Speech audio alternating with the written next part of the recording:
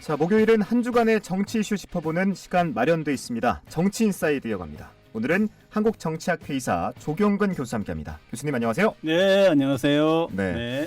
교수님, 이상민 행안부 장관 탄핵소추안이 어제 국회 본회의를 통과했습니다. 네. 이태원 참사 103일 만인데 장관 탄핵안 가결 헌정사상 처음 있는 일이죠. 그렇죠. 처음 있는 일이죠. 네. 교수님 보시기에 네. 대통령이 해임을 했어야 하거나 혹은 네. 장관 스스로 물러났어야 된다라는 평이 네. 많은데 보시기에 안 물러난 겁니까? 못 물러난 겁니까?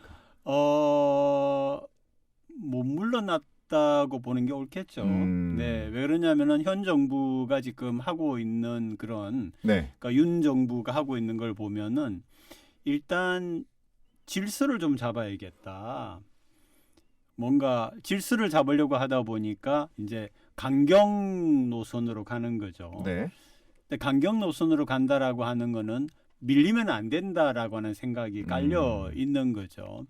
근데 이제 우리 국민들을 보면은 그 12구 참사가 있었는데 누군가는 책임을 져야 되는데 그것도 이제 정말 책임 있는 위치에 있는 사람이 책임을 지는 모습을 보여야 되는데 그런 모습이 보이지 않는다라고 생각하시는 분도 있고 또 12구 참사라고 하는 것이 과연 그런 종류의 참사냐라고 보는 우리 사회의 두 시각이 있어요. 그런데 야당 같은 경우와 또 야당을 지지하는 분들 경우에는 누구도 책임지지 않는 것은 정말 이거는 문제다. 그렇기 때문에 탄핵 소추를 할 수밖에 없다. 이제 그런 그 결론에서 탄핵 소추가 통과가 된 거죠. 네.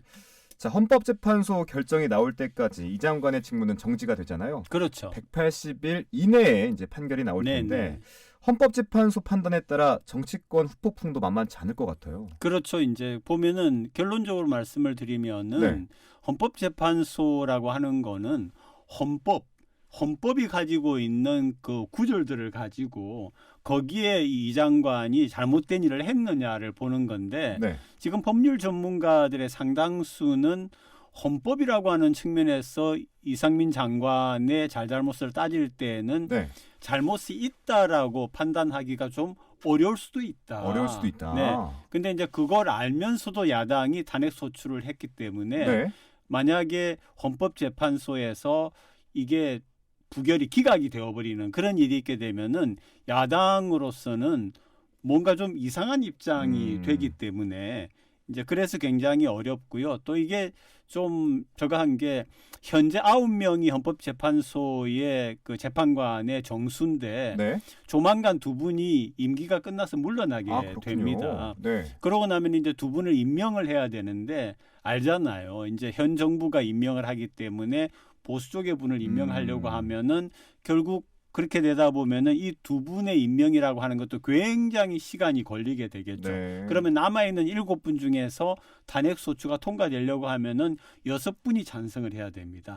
쉽지 않은 일이죠. 네. 그래서 이런 것들이 있기 때문에 야당이 이런 탄핵 소추의 길을 갔지만 이게 과연 어떤 식으로 돌아올 거냐라고 하는 것에 대하여서 야당 내부에서도 우려 목소리가 있었죠. 자, 이번에는 국민의힘 전당대회 얘기로 넘어가 보죠. 천하람 전남 순천갑 방협위원장 지금 다크호스로 떠오르고 있거든요. 그렇죠. 천 후보에 대해서는 어떻게 평가하십니까? 네, 일단 발언을 보면은 발언이 정확하면서 명확한 그런 부분이 있죠. 사실은 지난 정부 같은 경우에도 지난 정부죠. 박근혜 정부에 대하여서 뭐라고 평을 했느냐 하면은 친박 해가지고 문제가 있었는데 그중에서도 진골 성골 이야기 하듯이 진박 얘기까지 있지 않았느냐. 말하자면은 최고 권력자를 둘러싸고 그 주변에 있는 사람 권력을 굉장히 소수해 나가면은 굉장히 큰 문제가 있는데 지금 현재 윤핵관이라고 하는 사람들의 그런 어떤 숫자를 두고 볼 때에 범윤도 있고 무슨 윤도 있지만은 결국은 굉장히 소수가 지금 이런 식으로 국회 일에 대통령실이 국회 일에 관여하고 이런 것들을 볼 때에는 이거는 뭔가 굉장히 옳지 않은 일이 있을 수도 있다라고 하는 지적을 했어요. 했기 때문에 이제 그런 부분이 국민들 입장에서는 발언을 하네라고 하는 수용되는 부분이 있고요. 그런데 또 다른 한편으로는 뒤에 이준석이 있다. 이준석 전 대표와의 연계가 있기 때문에 그렇다라고 하는 설도 있고 한데 어쨌든 지금 여론조사의 결과를 보면은 사실 국민의 생각이라고 하는 것이 어떤 바로미터가 되거든요. 네. 전혀 아닌 사람에게 갑자기 이렇게 떠올라가지고 10% 가까운 그런 지지가 있기는 어렵거든요. 그렇죠. 그렇게 볼 때에 전 후보가 다크호스가 된 거죠. 일단 네. 다크호스로 네. 인정은 하시는군요. 아, 그럼요, 네. 다크호스죠. 네. 자, 본경선에는 4명이 올라가잖아요. 네. 뭐 양강인, 김기현, 안철수 후보 외에도 네. 윤상현, 조경태, 천하람, 황교안 이렇게 뛰고 있는데 네. 4강에는 누가 올라갈까요? 아마 4강에는 천 후보가 올라가지 싶습니다. 오, 네, 역시 네. 다크호스군요. 그러니까 김기현, 안철수 후보의 현재 여론조사에 따르면, 그렇죠. 근데 여론조사라고 하는 게 사실은 누구를 대상으로 몇 명을 대상으로 뭐 이런 것들이 굉장히 다양하기 때문에 네. 여론조사를 100% 믿을 수 없다는 거는 우리 청취자분들도 너무 잘 그럼요. 아실 거고요. 네. 그럼에도 불구하고 현재 굉장히 생각보다는 높고 그다음에 이게 상승세를 가지고 있고 뒤에 이준석 전 대표를 지지하는 그런 분들이 있다라고 생각할 때는 물론 이것도 이제 뭐냐면은 국민의힘 지지와 네. 그다음에 이제 투표권을 가지고 있는 당원과는 다른 얘기니까 또 그런 표준 그 오차는 있을 수가 있지만은 아마 천 후보가 4명에 끼일 확률은 높다라고 봅니다. 네. 나머지 한 명은요? 나머지 한 명은 크게 뭐 이렇게 얘기를 꼭 해야 되나 하는 생각이 듭니다. 네. 네, 일단 천 후보까지 네. 얘기해봤고요. 네. 나경원 전 의원 얘기를 안 할 네, 수가 없습니다. 안할 사실 수가 전당대회 출마를 포기하면서 네. 이제 이슈가 이제 가라앉을 줄 알았는데 네. 김기현 후보를 만났어요. 그렇죠. 악수하는 장면이 이슈였는데 네. 이 김기현과 나경원 연대 당권 구도에 좀 영향을 미칠까요? 아이 그럼요. 그러니까 이제 이게 참 이제 또 이게 우리 저기 나경원 이 전 의원을 보는 시각도 또 2개가 있어요. 뭐냐면 이제 크게 볼 때는 괜찮은 큰 정치인이 될 거다라고 생각했는데 이번에 네. 보니까 결국은 공천이라고 하는 것 때문에 이런 식으로 그런 어떤 행태가 나오는 게 아니냐 그렇게 볼 때에 네, 굉장히 실망스럽다 이렇게 보는 실망스럽다. 시각도 있고요. 그렇죠. 또 이제 만약에 제가 나경원 전 의원의 입장에서 네, 두둔하는 발언을 한다고 하면은 저는 뭐 나경원 씨 전혀 모릅니다만 한다 네. 하면은 공천도 못 받고 야인으로 있으면서 그것도 이제 4년이라는 기간이란 말이에요. 그렇죠. 있으면서는 내가 할 수 있는 게 없고 영향력이 줄어들 수밖에 없다. 그러니까 옛날에 그 대원군 얘기처럼 권력을 쥘 때까지는 뭐 이렇게 사타구니 속까지도 들어가듯이 일단은 내가 공천을 받고 국회의원이 되고 난 다음에 그 다음에 내가 내 색깔을 내는 게 옳지. 그렇지 않고 떨어져 가지고 아무것도 못하는 4년의 그런 야인의 생활은 볼 때에 나는 계산을 공천을 받아서 가야겠다. 그렇게 한다고 하면은 김기현 후보를 도와야겠다. 이런 판단을 한 게 아닌가 추측이 됩니다. 네. 물론 틀릴 수도 있습니다. 그렇죠. 제가 두 가지 본인이 입장은 아니니까. 한번 생각해 볼 만한 것 같아요. 아니 그렇죠. 네. 공천에 근데 대한 이제, 문제가 있으니까. 근데 이제 쉽게 말씀하시는 분들은 와 저런 거 하는 거 보니까 역시 큰 정치인이 아니다라고 이렇게 이야기하는데 정치라고 하는 거는 변수가 많기 때문에 네. 현재 겉으로 나타나는 것만 가지고 저 사람은 저런 사람 이런 사람이라고 말하기에는 조금 더 두고 보는 게 필요하죠. 네. 네, 두고 보고 네. 어떻게 나아갈지도 한번 네. 파악해야겠습니다. 자, 김기현 후보 얘기를 좀 이어갈게요. 색깔론 공세를 이어가고 있거든요. 네. 안철수 후보가 과거 했던 발언을 갖고 네. 좀 공세를 이어가는데 네. 했던 말이 요즘 세상에 간첩이 어디냐 했던 네. 안철수 후보 발언 있죠. 또 신용복 교수를 위대한 지식인이라고 평가하는 것을 포함해서 햇볕 정책에 대한 입장도 얘기해봐라. 뭐 이런 공세를 이어가고 있는데 이런 공세에 대해서는 어떻게 보십니까? 시대적으로 굉장히 옳지 않죠. 김기현 후보가. 네. 역시 그 만약에 이렇게 그 국민의힘 대표의 후보로 저 사람이 돼야겠다라고 하는 사람이 있다라고 하면은 그런 식으로 이야기하지는 않았을 겁니다. 왜 그러냐면은 정치라고 하는 것은 큰 폭이라고 하는 게 있고 또 안철수 전 그 대표 같은 경우에는 다른 당의 대표였죠. 같은 경우에는 어쨌든 야당에 있었던 거고요. 네.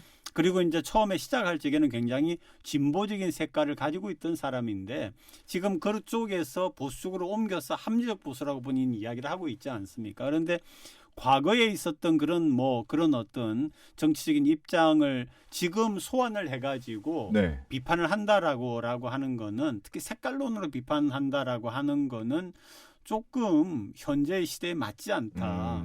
오히려 정책이라든지 특히 이제 안 후보 같은 경우에는 경제라든지 IT라든지 4차 산업혁명이라든지 이런 것들이 있기 때문에 그런 것들을 가지고 어떤 공격을 한다든지 하면은 네. 아마 그 이 시민들이나 우리 또 이 투표에 그 표를 가지고 있는 분들 같은 경우에 신선하네라고 할 텐데 저는 왜 저런 식의 질문밖에 못하지 그런 생각을 좀 했습니다. 네. 네.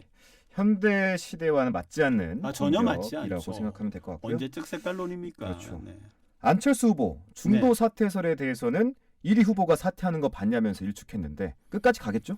끝까지 가는데 네. 이제 이게 아까 제가 여론조사 말씀을 드렸는데 그렇죠. 이제 어떤 데서는 1위고 어떤 데서는 아니고라고 하는데 이게 이 책임당원은 일단 현 국회의원하고의 연계가 상당히 있어요.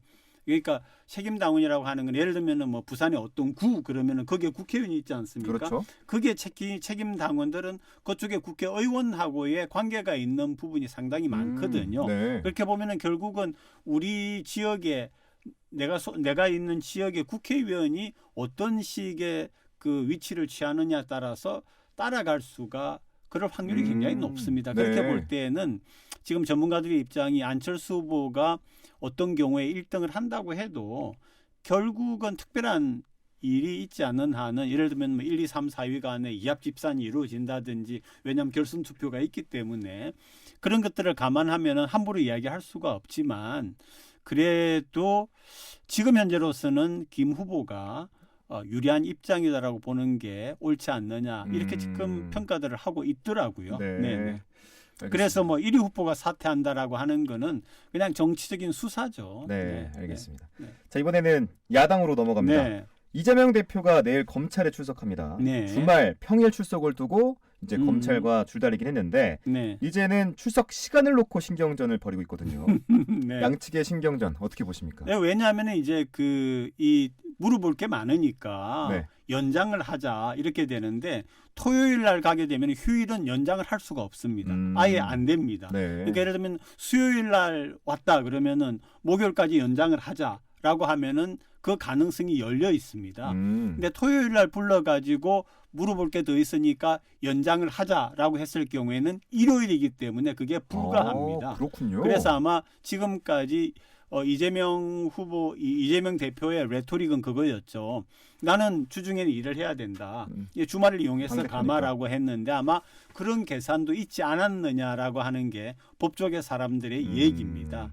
근데 이번에는 그 네. 배웅 금지령을 내렸거든요. 네, 첫 네, 번째 네. 출석할 때는 진짜 엄청 많이 갔잖아요. 네, 네, 네. 근데 이번에 출석할 때는 혼자 가겠다고 했는데 네. 의미가 있을까요? 수박 논쟁 때문이죠. 특히 수박. 이제 이 뭡니까 굉장히 적극적으로 이재명 후보를 지지하는 쪽에서 그 누구는 가고 누구는 안 가고 특히 이제 그 장외 집회를 했을 때 100명 정도가 나왔다고 그러거든요. 그럼 나머지는 어디 있느냐라고 하는 얘기가 나오면서 결국 나머지는 어디 있느냐라고 하는 얘기는 그분들로 하여금 지금 가장 걱정되는 것은 민주당이 이렇게 분리되는 겁니다. 네. 그러니까 이재명 후보를 보호해야 된다는 척과 아니야 당이 우선이야라고 하는 건데 만약에 이 50명 남짓한 숫자를 계속 구분해서 수박이라고 얘기를 하게 되면은 진짜 분리가 되는 거죠. 그렇기 때문에 이재명 대표로서는 다 안고 가야만이 또 본인이 유리한 그런 측면도 있기 때문에 네. 아무도 나오지 마라.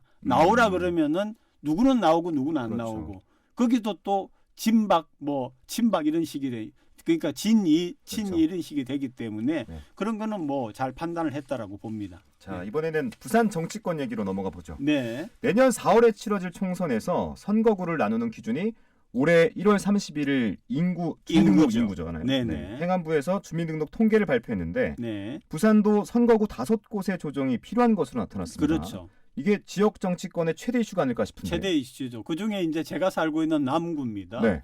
남구가 이제 두 그 개에서 상한선에서 네, 밑으로 조금 내려오는 떨어졌어요. 바람에 남구갑하고 남구을이 합쳐지게 되었습니다. 네네네. 그래서 현재 두 국회의원이 있는데 아마도 이 두 분이 다 공천을 받을 가능성이 높기 때문에 현 두 국회의원이 다음 총선에 붙어서 한 분은 되고 한 분은 안 되고 그렇게 될 거고요. 그러다 네. 보니까 이제 이 여기에서 한서 우리가 부산 18개 아닙니까? 맞습니다. 그걸 어디로 옮기느냐라고 하는 그런 얘기가 있었고요. 네. 그래서 그게 뭐 동네로 가느냐 아니면은 저 서부산 쪽으로 가느냐는 그런 얘기들이 지금 있는 거고요. 또 한 가지 부산을 놓고 볼 적에는 북강서죠. 네. 북강서인데 그전에는 북구와 강서를 합쳐가지고 가불로 나눴는데 지금 얘기되는 거는 그쪽을 나눌 경우에 강서는 띄고 북구를 가불로 해가지고 분구를 하자 이렇게 그런 것들이 지금 있는데 네. 어떤 식으로 조정되느냐에 따라서